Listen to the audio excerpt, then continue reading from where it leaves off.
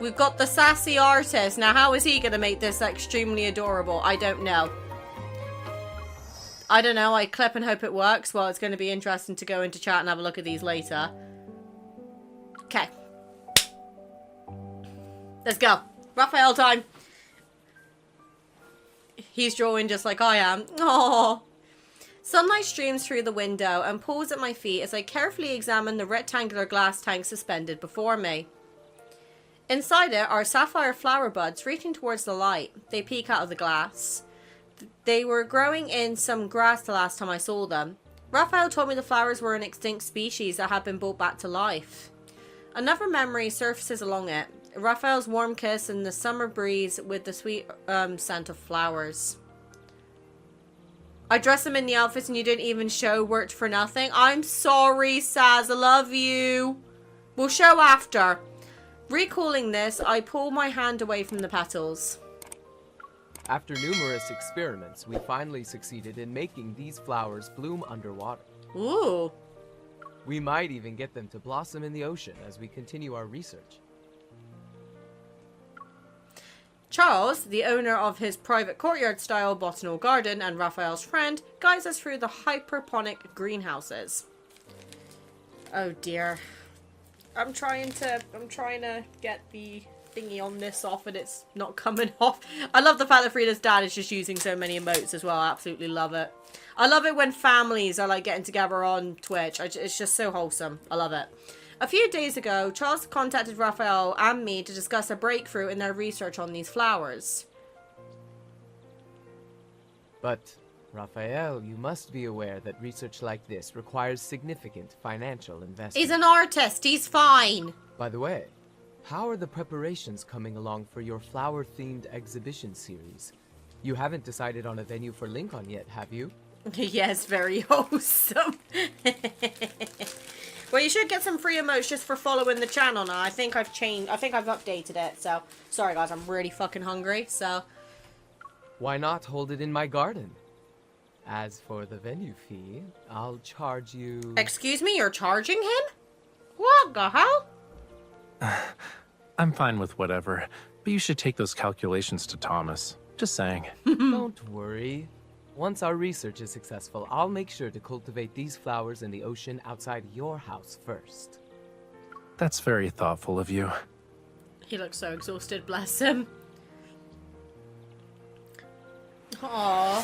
Oh, Spacey, thanks for giving Frida's dad a sub. Much love, and thank you again. You've been so supportive today.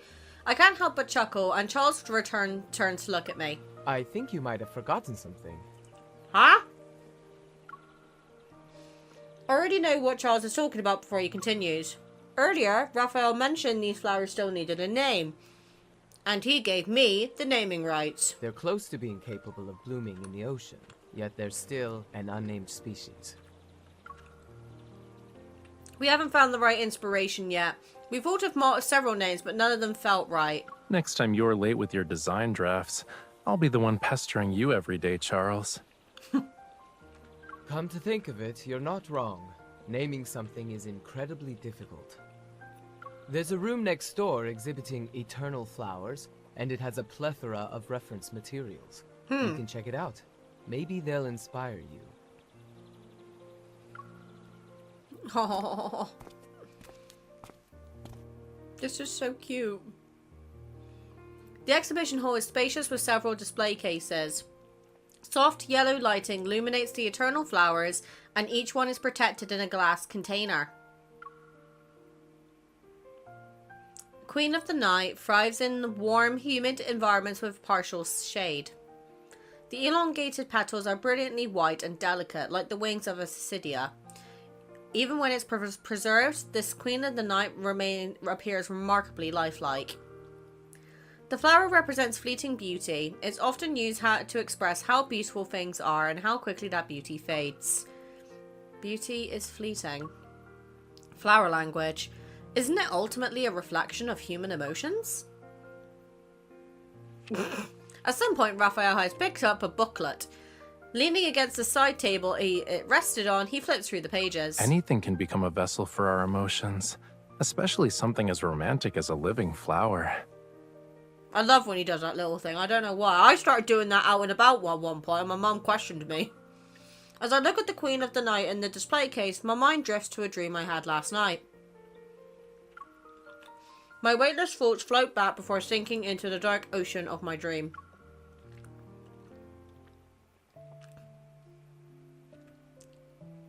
Excuse us. Please move. I take a step, and my back touches the wall as two workers with white gloves pass by. They're carrying a wrapped painting. Paintings of various sizes are stacked around the living room. In a few days, they'll be transported in batches to Raphael's upcoming expedition. Oh, you're here. Talia! Take this gift I got you. I'm sorry, but Talia and Jenna are two of the most attractive women in Love and Deepspace. If we get a Talia model, I will cry. Talia's souvenirs cover one corner of the table. More of them are spilling out of an open suitcase by the sofa. She just returned from performing overseas and picked out local specialties as gifts for me and Rafayel on our way back. Thank you, Auntie. You didn't need to bring all of this. Don't tell me you bought out every shop in town. Rafayel sits down beside me and picks up a pearl necklace. He holds it up to see how it'd look on me. That place is famous for its pearls. I picked some out for my other friends too. By the way, Aiden's grandfather is getting older. He wants to return home and they're planning to fulfill his wish. That old man, huh? It's been a long time since I last saw him. It's always harder when people get older. Like, that's the thing. Like, with me and my grandfather is turning 80 this year. Fun fact, he's actually 80. And my grandfather has probably got to be one of the most supportive people in my life. Like, when I told him about Cade, as soon as he heard he was a Texan, he was onto it. And he's just such a kind soul. And the fact that he's starting to now show signs of early dementia is really, like, upsetting us as a family. So we're just trying to do as much as we can with him, so before it really sets in, those memories will not be forgotten by everyone else. And I genuinely really do hope that everyone here has got someone that they can take care of, because like our lives are so short, and that life can be taken away in an instant. So, you know, I care about you guys like as if you're my own children, you know what I mean? But I'm very lucky to have you guys as a community, but not everybody is lucky enough to have people like that. So take care of your family, peeps. That's all I'm going to say. I remember Aiden, the child who visited us during Raphael's birthday party. Mama Mim. Yeah, that's where the Mama Mim joke came from. Raphael sets down the necklace and picks up a bracelet. He gently takes my hand and helps me put it on. Are you saying they'll return him to the ocean? Yes, the elderly wish to return to the sea. After all, that's the Lemurians' true home. I find myself absent-mindedly touching the bracelet Raphael just helped me put on. Oh, I love you guys too. It must be the same for Raphael. He'll always be connected to his home, the ocean. Suddenly, Raphael's fingers brushed against my wrist as he slowly traces the patterns on the bracelet. I meet his sincere gaze. Or serene, I think that's how you pronounce Aiden's it. grandfather will peacefully return to the sea, which means we helped him fulfill his lifelong wish. Don't be too sad about it, okay? Oh. Dim moonlight spills across the pitch-black sea. In the distance, a lone figure stands in turbulent waters, their silhouette as solitary as the moon. Is that Rafayel? Rafayel, the rays are too dangerous. Where are you going? The figure I call out to doesn't hear me and steadily walks further into the sea. Rafayel! I try to follow him, but the water holds me back. My feet are frozen in place. A massive wave rushed forth. I hold my breath before it crashes onto me. I'm knocked down. As the tide recedes, I find myself laying on a peaceful shore. Raphael has vanished into the sea as if he was never there. I'm alone.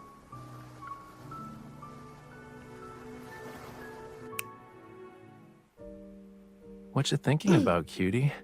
You've been staring at that with a faraway look in your eyes. It kind of reminds me of a fish sleeping with its eyes open in the sea. Is there something special about this flower that I'm missing? Raphael's snap brings me back to reality. He moves closer and rests his head against mine as we look at the flower together.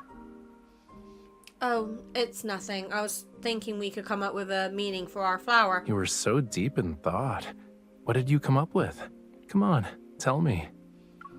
I heard that even eternal flowers have their limits. Their colors will fade as they wither away. Yep.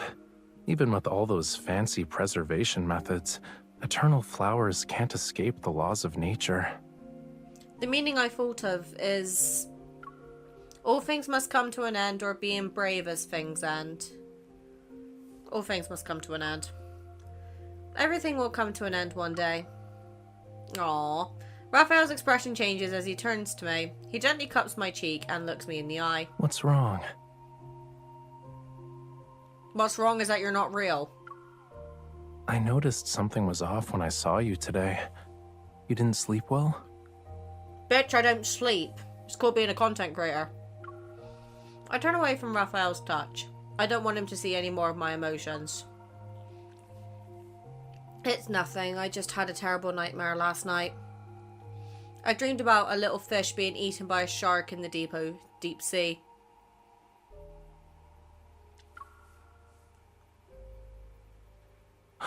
Poor fishy. Eaten by a big fish in the ocean, only to meet the same fate in a human's dream on land.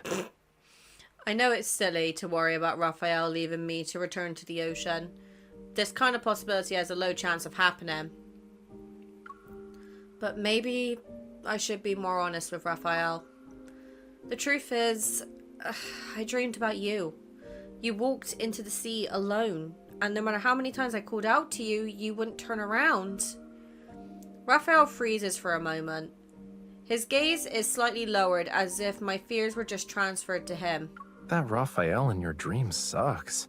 Tonight I'll scold him for being rude to you. It might be because your aunt mentioned Aiden's grandfather the other day. I wondered if you might also... We need all the reassurance today. Raphael puts his finger on my lips to stop me from finishing the sentence. He rests his hands on my shoulders before gently embracing me. You looked distracted then, and I wondered if something was bothering you. Returning to the ocean is a Lemurian tradition, but not everyone is the same. Our hearts are bound to different things. I understand what it's like to wait for someone to keep their promise. That's why I only make promises I know I can keep. We know what promise he's referring to, peeps. I know. That's exactly why I believe every word you say.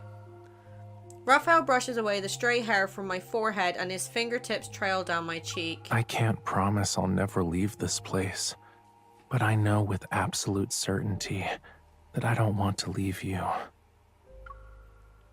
I feel the same way. Okay, let's not be so solemn. It was just a dream. I only wanted to tell you about it.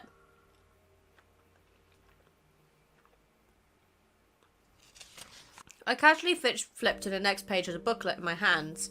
I pretend to be interested in its contents. We'll come back to this later. Your exhibition opens tomorrow. You... Oh, right. Should we use this botanical garden for your expedition? The grass outside looks nice. All the plants there are artificially cultivated. I prefer a place that's more natural. Then let's look elsewhere. Are all the cards sad? I don't know, but I'm scared. Just when I think I managed to get Raphael to stop dwelling on what I said earlier, he cradles my face in his hands. I end up looking into his eyes. I know you weren't exactly being honest when you decided to change the subject, but when you have these feelings next time, can you tell me about them in the same way you did today? When you start thinking about those things, I'll be by your side to support you. Will that make you feel better?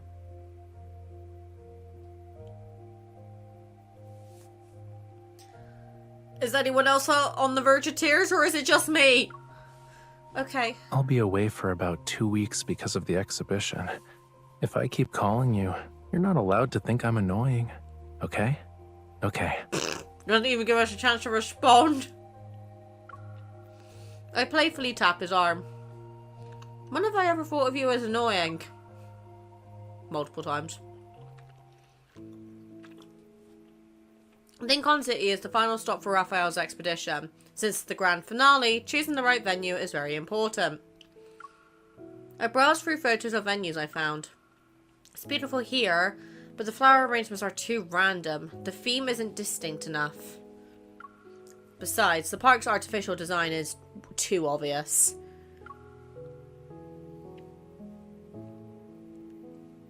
The lurk function didn't do the thing. Okay, that's fine. Don't worry. If any of you see any bugs, by the way, just ping them to me in a DM or just at me in the Discord, and I'll try to get them fixed tonight. I scroll through park photos on my laptop screen. This is a wall iris garden. The wall iris symbolizes friendship and passion and represents the bonds between people.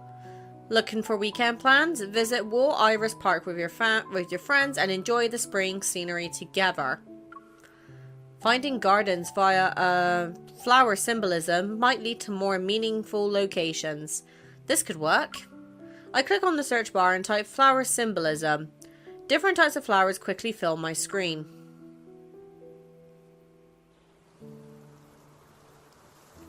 Soft grass cushions my steps as I make my way through the woods. In the distance, I spot a lake. Its surface reminds me of a mirror. A railway track extends into the center of the lake and quickly disappears beneath the water. The scenery in the area surrounded by the forest is beautiful. This should meet Rafayel's requirements. A few days ago, I found out about an old scenic area nearby that had been abandoned for years online. Now it's becoming one with the wilderness. As I walk deeper into the woods, I spot a tourist train sitting at the end of the railway track. The train's original paint has faded away to reveal the grey metal underneath. Having visitors take the train across the lake to enter the expedition, that would be unique. We need to get someone to repair the train first. As for its exterior, that'll have to be redesigned. As I look across the lake, I notice the woods gradually taking on a light purple hue. I can make out swaying clusters of wisteria. That's the type of flower, if I remember correctly. 2 days after the train repairs are completed, Rafayel is due to return to Lincoln. We agreed a few days ago that I'd show him the venue I picked once he's back. I wonder if he'll like it. In one corner of the room, paints and art supplies are laid out. If he does, we can work on the train's exterior and then add an artistic flair to it. Oh. There he is. It's like 9 in the morning in Lincoln. Is my hunter cutie still sleeping? I'm far more likely to be up early than a certain someone who stays up all night making art.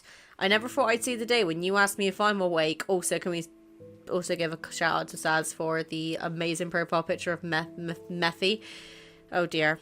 Actually, oh shit. I had Thomas take a package to the studio. Can you record a video for me, please? I want to see what got delivered. There's a condition, though. You need to be in the video.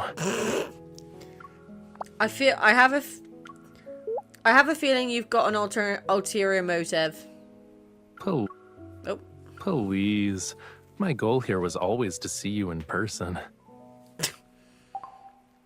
For fuck's sake.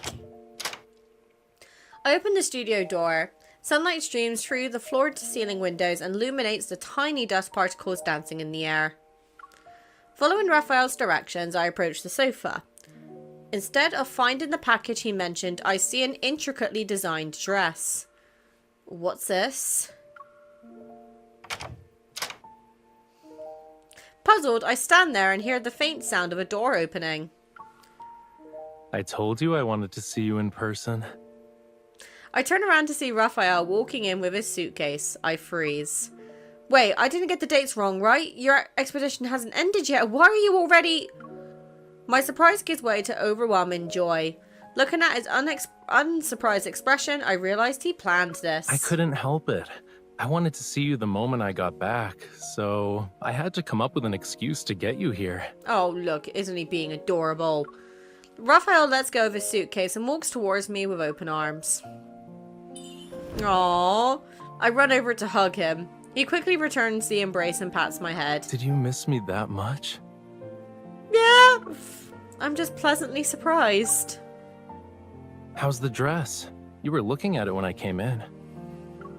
Still holding me, Raphael guides me to the sofa. He lets go, only to pick up the dress and hold it against me. That little shit, I know, It right? should fit perfectly. Why don't you try it on now? Oh, he's so cute. All the boys are for getting us a bloody dress. I mean, can you imagine? Oh god, Zane's is going to be interesting then. He pushes the dress into my arms, and then he pushes his hands on my shoulders and steers me towards the bedroom. Well, I mean, you could have asked me out for dinner first, Raphael, but yes, please. I have a surprise for you too. I haven't told you about it yet, though. Don't tell me you've already picked out a venue for my exhibition. Shit. Well, that surprise has gone out the window. You got it right on the first guess. That's no fun. Raphael opens the bedroom door and leans against the door frame. Clear skies, sunny, and the perfect temperature. Today's a good day. I think we should check it out now. Sure, but before we head out, we need to stop by my place and pick up something. That little shit, literally. Oh my god, I'm hungry. Oh, we got change! Soft music drifts through the car as Raphael sits in the driver's seat. He takes off his sunglasses and idly twirls them in his hand. Through the window, I see the suburban forest. The lake in the distance peeks through the trees. I'm excited and nervous. We can drive into the forest just ahead. I just follow the tracks through the trees until they end. Have you been here before? Of course, I had to check it out myself. The necklace, though, like the heart necklace. He looks so good in this outfit. At the end of the tranquil forest railway track sits a tourist train. Dappled in sunlight, filters through the trees and dances across the vehicle. I keep clicking the wrong button. Raphael approaches the train. His fingers trail along its faded surface as his gaze follows the railway tracks towards the lake to the opposite shore. Our destination is on the other side. We'll need to take the train to cross the lake. I walk to the back of Raphael's sports car, pat the trunk, and lean with both hands resting on it. I look at him. I'm looking respectfully. Yeah, I am too. The train has been abandoned for a long time. Since it's old, I thought we could paint it together. Make it look however we want. So those boxes you were being secretive about at your place have paints and art supplies. He's got it on the money, and I'm not complaining because this is a goddamn adorable. Oh my lord. We take the supplies from the trunk and approach the train. Raphael pulls me in front of him, and his hand covers mine as I hold a brush. What should we paint? The faded metal surface before me has become our canvas, but as soon as I hold up the brush, I find myself unsure. Since this is a place I visited with Raphael, I look at the vast lake and imagine the train moving across its surface as glittering light scatters. The sea from my dream appears before my eyes. Maybe Raphael and I should paint a new one, an ocean full of life and light to take its place. I want to paint the sea with you. Oh. Time flies with each brush stroke, and the sea before us begins to take shape. Engrossed in painting, my mind is free from other thoughts. Unexpectedly, I feel at peace. You're so focused that you've gone quiet. What you thinking about? Nothing, I'm just letting my mind wander, as we all do, because I don't have a very good brain, it fails me. Looking at the sea is always relaxing for me. I never knew painting it could feel the same way. Have you been stressed lately? Raphael probably remembered what I said before, my fear that one day he might leave the land, which means he's leaving me. My brush pauses. Even though the possibility feels unlikely, it still stirs a quiet unease in my heart. Sort of, but it's about something far in the future. Sometimes I let my thoughts wander too. Will seashells ever grow legs? What would happen if flowers could bloom forever? What does the end of the world look like? For a second, I thought it was like, oh, Jenny, like, I thought he was going to go down on that rant that he did on the, fucking Bond again. These questions might sound silly, so I don't talk about them. They're not silly. Each of those questions are cute. Have you ever shared these thoughts with anyone else? Nope. You're the first. Well, oh shit, And my I mic. slowly realized why I think this way. It's because I believe everything should have an ending. I'm always curious about those endings. I want to know them long before they arrive.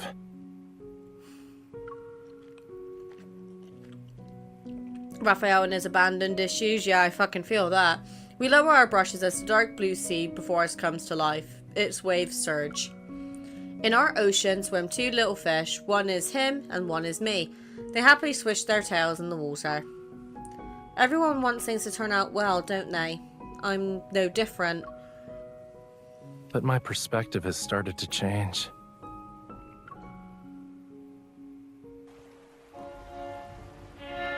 The train parts the lake's waters as it moves forward. A crystalline wave splashes the railway tracks and each droplet sparks like a pearl. Once we finish painting, we board tourist train and head toward the opposite shore. Light pierces through the crystal clear lake and the sky and water blend seamlessly. It's as if our train is travelling through a boundless ocean. You haven't finished what you said earlier. You're not curious about endings? Raphael sits beside me and alternates between gazing at the lake and sketching in his notebook. Of course I still am. But sometimes I think that what I believed to be an ending might not really be the end, you know? It's like how a river flowing into the sea doesn't actually end. The seawater will become rain and fall again. No one knows where the end is or whether things will end in the next moment.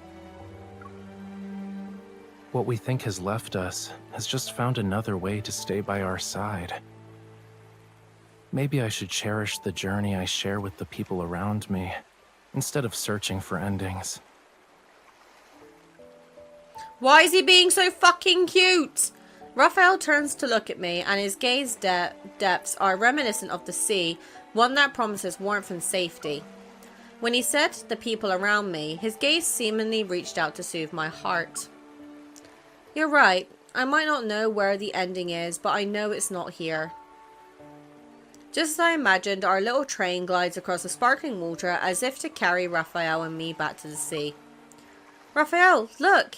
Isn't it just like the ocean? Yeah.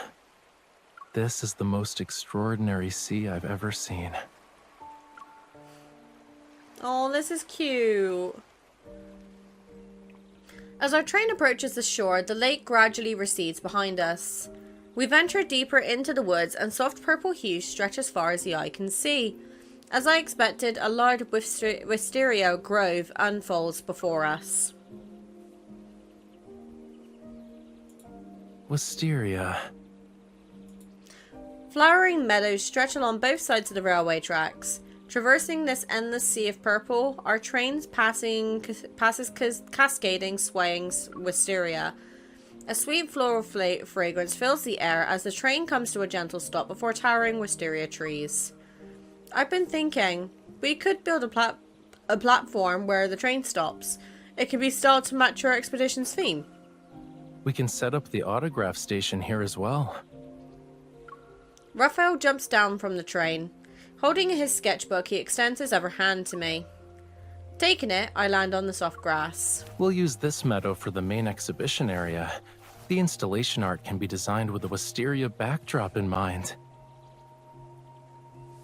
Raphael turns to a blank page in his sketchbook and begins jotting down his ideas. You have your heart set on this place? The space is perfect.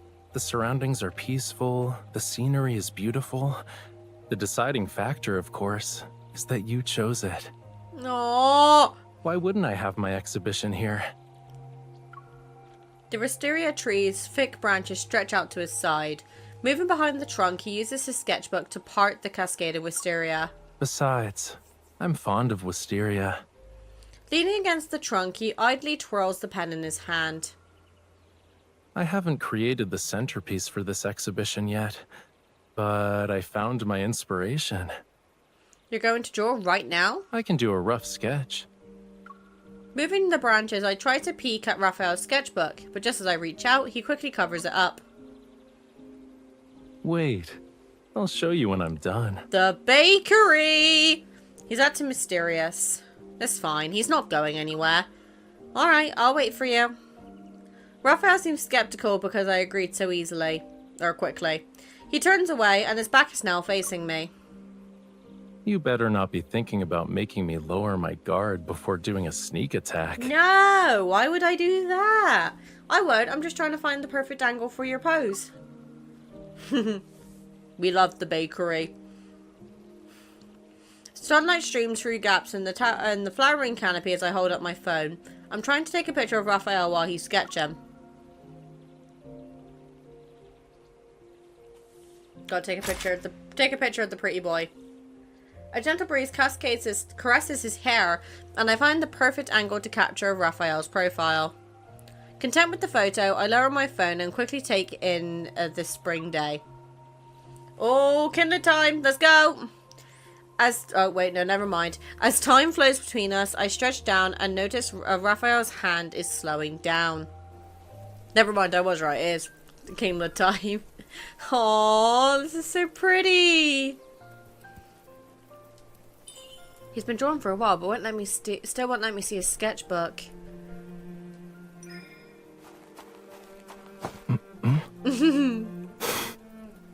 Sometimes Peekaboo. mysterious spirits pretend to be human to scare people. Then mischievous hands appeared.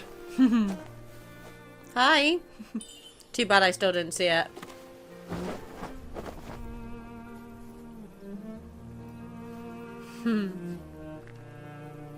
Still a glance. I knew you couldn't resist trying. Oh, shut up! You're keeping it Gotcha, a secret. cutie. Ah! He's so cute. It's disgusting. You should know that I won't rest until my curiosity is sated. Not happy with just a peek? You want to record it too? Yeah. I'm not filming you. I'm recording a video of But the your Wisteria. phone is facing me. How can you say you're recording a video of the Wisteria with a straight face? Because I am. You're just the You're just the. I'm You're just the impressed. side peek. You're like the side chick. Oh, look at him. I'm sorry, but like this. All of the boys in Love and Deepspace are attractive in their own ways, but look at this. Oh, look at the cutie patootie. I know. I just want to see how well you captured the Wisteria. An artist isn't a camera. What's on the paper isn't always what the eye sees. Maybe I'm drawing a love story. You're just messing with me. Then you should give the artist some space so he can finish sooner. Just saying. Like, I'm sorry, we're just like, look. You can tell obviously he's putting us in there, but maybe my ass, you definitely are. Look at him though. He looks so peaceful, and it's nice seeing the boys like happy for a change. Wisteria inspired this love story, right? At least to some extent. Are you sure?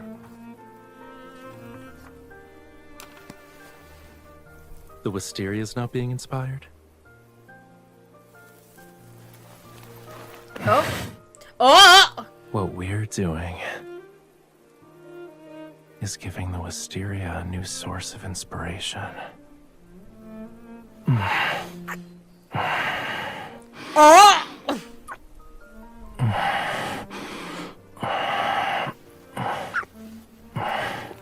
Guys? Why is this kind of hot though? I'm just saying. Oh, my baby. Well, one of my babies. Raphael. Oh, damn, the boy's hungry. Oh, the fishy is hungry. He wants his fish food. Oh, my lord. Watch out. Watch out! Oh, I thought that was me saying it. My bad. Oh, that looks familiar. First he fell on us, and now we fell on him. Done filming? I'm part of the story now. The Wisteria tells a fantastical tale of devoted, gentle love. Rafa, I don't want this story to end. That kiss was hot. Just fucking tell me about it. It never will. Saying that sauce, this was pretty spicy as well. Aww. In this story, the Wisteria represents our precious moment.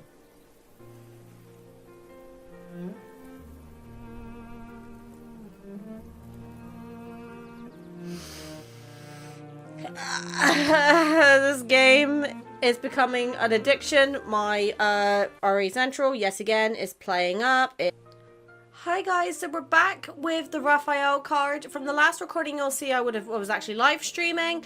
The phone became so hot that this literal software would not detect it, and the phone had basically turned off mirroring for safety reasons because of how hot the phone was getting. We've not long finished Caleb, so I'm going to do this real quick and finish off this card, and then I'm going to give my phone a well-deserved break. So, because this game likes to blow up my phone apparently. A gentle breeze stirs the wisteria. They fall from trees like a silent rain. Delicate petals twirl through the air.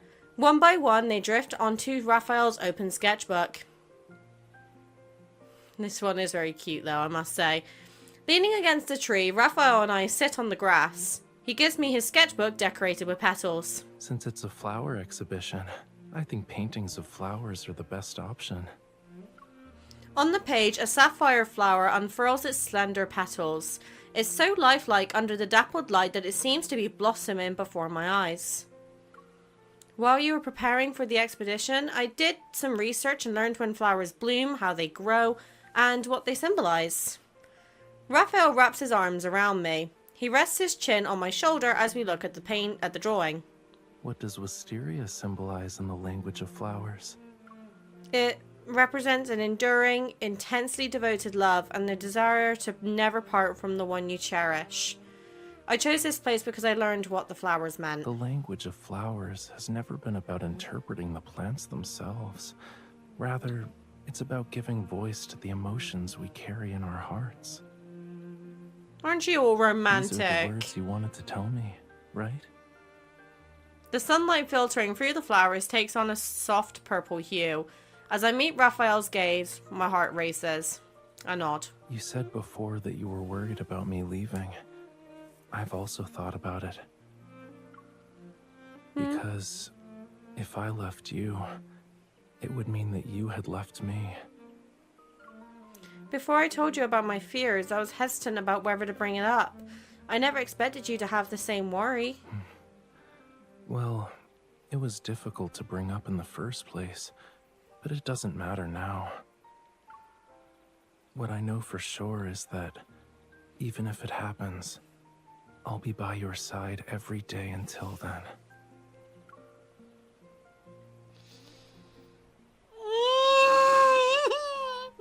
Why is this so cute? Half a month later, a couple of minimalist display stands are on the soft grass covered in wisteria petals, and the expedition posters stand elegantly within their frames. A row of transparent glass jars sits on the long table beside me, each jar holding a sapphire flower bud.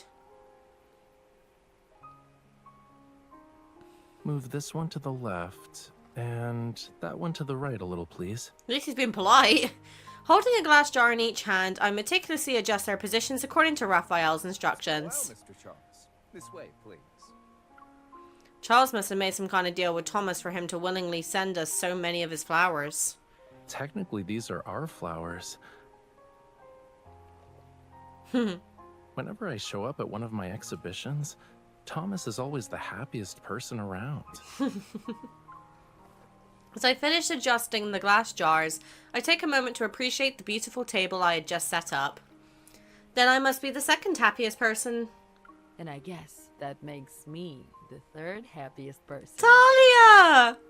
I turn around to see Talia approaching. She holds up the hem of her dress as she walks. Did you prepare these flowers for the exhibition? I've never seen them before. What are they?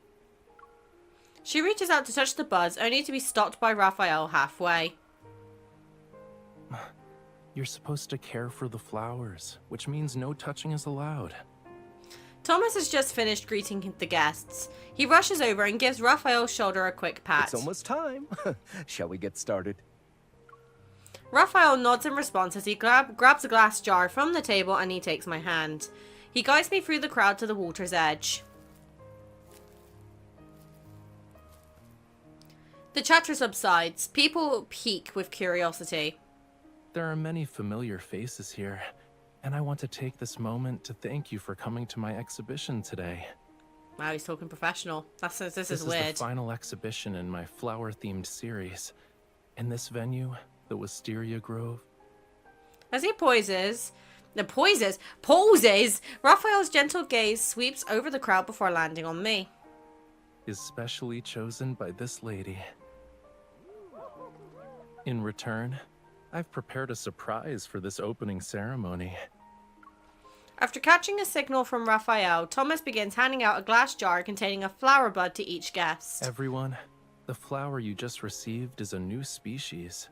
It inspired this exhibition, and it holds a very special place in my heart. I knew you wouldn't show up at exhibitions without a reason. Fucking... Tell us about it then, Raphael. The journalists have been asking me about this, but I didn't have anything solid to give them. You'll know what this is all about once you put the buds in the lake. People playfully tease him for being so mysterious as they stroll up in groups towards the lake. So did Charles succeed in making these flowers bloom in a lake as well? He's so cute! Raphael clenches my hand. We stride across a wet, soft meadow and stop at a lakeside where no one is around. I don't know. I guess we'll have to see for ourselves. We bend down and lift the glass lid off the jar. Together we pull out the bud with soil still clinging to it. Dipping our hands in the cold lake water up to our wrists, we completely submerge the bud. Through the refraction of light and shadow, a hint of sapphire blue faintly ripples in the water. Suddenly, or slowly, the bud unfurls its slender petals. Raphael, look! Underwater? From the shore not too far away, come bursts of amazed exclamations, and Raphael's eyes sparkle with joy as they reflect the water in the the flower in the water. Our flower has bloomed. If it can bloom in lake water, it will be able to bloom in seawater. With a distance so close, we look at each other in silence. The fragrance of the flower underwater seemingly permeates into the air. From this moment onward, the deep sea won't be able to separate us. And I want the meaning of this flower to be... He gazes at me with undivided attention, as if his answer will echo the fierce determination shining in his eyes. In the next moment, the same words slip from our lips. To never part ways. To never part ways. He picks up my hand, and the water droplets in my hand glisten under the bright sunshine. Although I've given you the naming right for this flower, I believe you can still use my advice. Raphael lowers his gaze as he solemnly strokes letters on my palm with his dripping finger, leaving a wet, tingling sensation on my The skin. one and only flower in this world deserves a unique name. Guys, Raphael may be getting to third. My pulse seems to throb in sync with his movements. I understand the word his gaze and finger are trying to convey. In Raphael's heart, the name of that unique flower is the letters he wrote in my palm. And it's my name.